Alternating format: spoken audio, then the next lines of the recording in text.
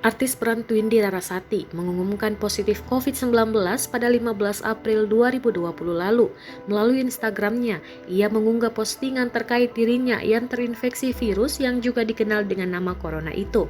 Lalu, bagaimana kabar terkini Twindy setelah 2 pekan dirawat? Dilihat dari Instagram Twindy, belum ada unggahan terbaru terkait kondisinya. Begitu pula dengan akun Instagram kembarannya, Twinda, yang belum ada update terbaru. Justru, ada kabar terbaru Twindy dari sang kekasih bernama Ransa. Ransa baru-baru ini melakukan video call dengan Twindy. Ransa menyebut, akhirnya ia memiliki foto berdua lagi dengan sang kekasih. Twindy ternyata masih dirawat dan diisolasi di rumah sakit. Keadaannya juga disebutkan telah membaik setelah beberapa hari menjalankan isolasi dan perawatan di rumah sakit. Twindy sendiri diketahui berprofesi sebagai dokter. Belum diketahui pasti dari mana Twindy bisa terinfeksi COVID-19.